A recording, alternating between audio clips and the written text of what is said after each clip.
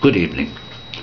On tonight's programme, we featured the recent protest by the ITCCS outside the Canadian Embassy in Dublin to mark the 7th International Aboriginal Holocaust Memorial Day. The ITCCS were joined by ACCAI, Anti-Catholic Church activists in Ireland, and they came along to show the support. We sent our religious affairs correspondent Gerry along, and here's his report. 50,000 angels in heaven are on the wing, and they praise your name and heap their shame on the evil of authority. Their little lives were taken by church, state, king and queen. The ones that dug the darkest hole the new world's ever seen. We're here outside the Canadian Embassy, and we've just met this man, Paddy. And Paddy was in Canada, and Paddy can give you a small bit of an insight as to how the natives in Canada are treated by the RCMP. Paddy? Yeah, no, I was just, just arrived in, somewhat jet lagged, tired. Got into my hotel, left my bag, went for a walk. Was walking up the street, and there were these Inuits just banging drums and making noise, and I didn't feel threatened or anything. And I wouldn't walk up Gardner Street the same way as I would have walked up there. Yeah, I know what you're saying. All of a sudden this squad car comes along, picks me up, takes me out, tells me to get back to my hotel and not to walk there again. And what do you think was the reason? They couldn't have been worried for my safety, because I wasn't threatened. I wouldn't have been. Sorry, I'm not stupid. Yeah. I mean, I've been beaten up over there. Yeah. I've been taken to hospital from over there. But the natives, they weren't threatening, or they weren't. No. But they were a little high, but they were all right. Yeah, but the police maintained that you're in danger here. Yeah. I see what you're saying. So, they took me back to my hotel. I went up there the next night. Yeah, there was no issue at all. I mean, it's a small steel town outside Toronto, on the lake. It's a horrible place, but there was nothing in it. Yeah. I mean, it was ridiculous. No reason for that, though. No. All right, Paddy. It was racist. Yeah. So. Thanks very much, Paddy. Okay. Appreciate it. No problem. Member of the public. Can we put that phone in your pocket, He told me how to rob, and I'm going to... Hi, John. Why are we here today, John? We're ACCAI, and we've come down today to support the ITCCS in their making people aware of the 50,000 children that went missing in Canada. And we're absolutely horrified of this worldwide abuse that's been going on. We ourselves are anti-Catholic Church activists in Ireland, making the church very aware that the survivors are not going away, and that we want justice. And I think children from around the world also want justice. And I think the big picture has been now shown to the world of how widespread that the Roman Catholic Church went in raping, abusing, murdering and torturing children. Thanks, John. John, for fuck's sake, they live in that. The mother never eats. Look at that, she leaves for the kids. Look, she's the last eat. Too heavy. They're starving. I know they are.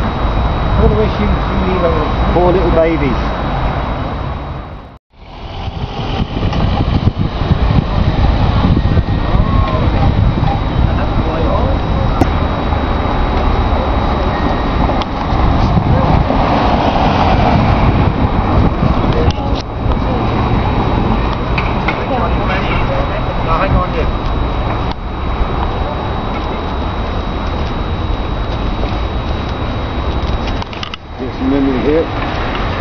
In memory of the murdered members of the friends and relatives of the disappeared.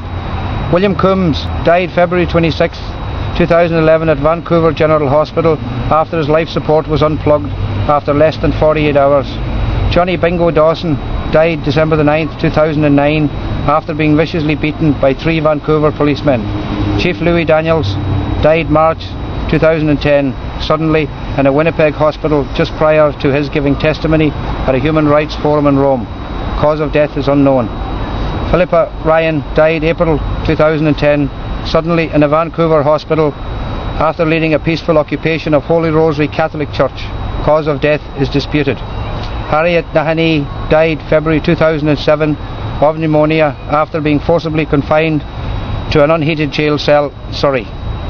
All of these friends were survivors of torture in church-run Indian residential schools, were witnesses to the murder of fellow students and were forcibly vocal about these crimes.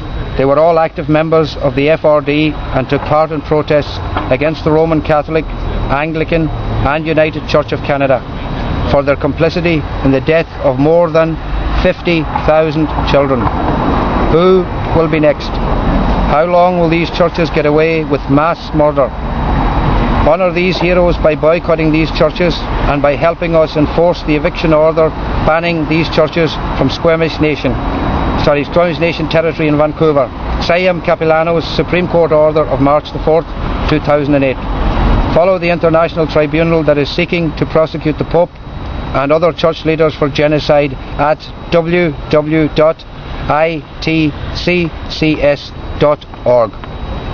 We are the friends and relatives of the disappeared. Thank you.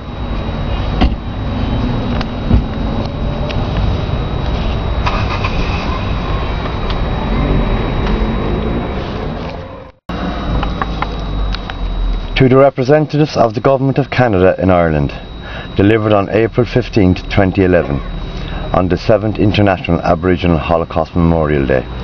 To whom it may concern, on behalf of the International Tribunal into Crimes of Church and State, ITCCS, and its Irish branch, we are notifying you that your government and its churches are guilty of crimes against humanity by its complicity in the deaths of more than 50,000 children in your Indian residential school system and its concealment of these crimes.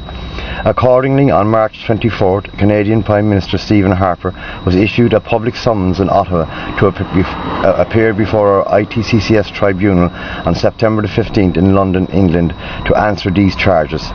If he fails to do so, he may be found guilty in absentia and a common law arrest warrant issued to apprehend him.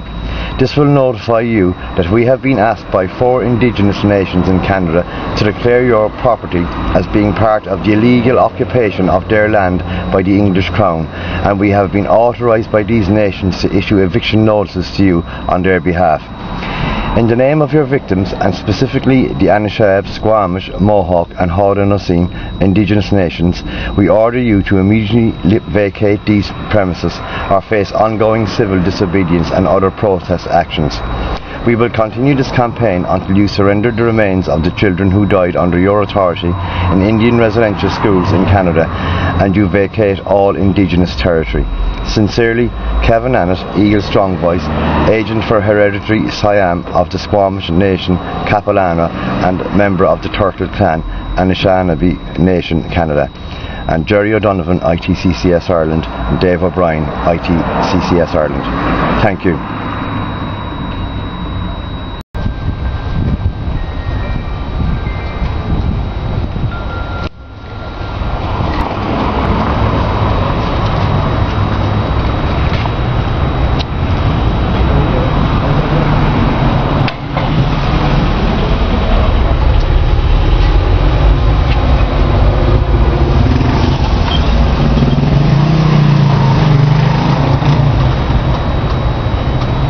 They're going to hand it to the ambassador. Well done. Fingers crossed. Well done, Gerry. Hopefully we can get some response now from this.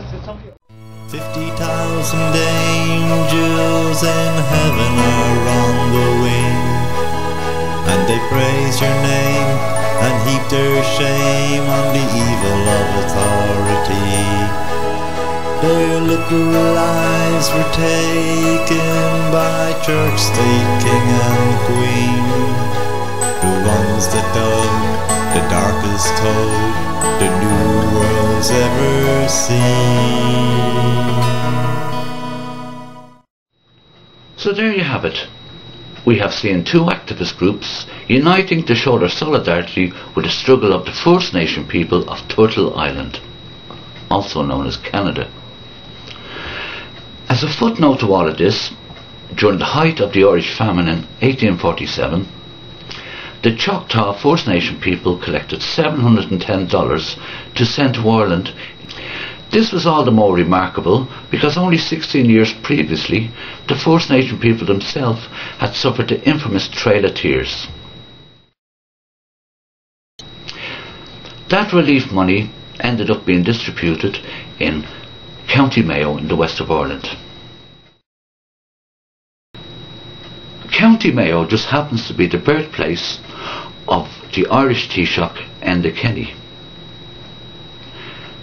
It's not beyond the bounds of possibility that many of Enda Kenny's ancestors were saved by this relief fund. In fact, only for the kindness and generosity of the Choctaw Nation, there may not have been an Enda Kenny at all.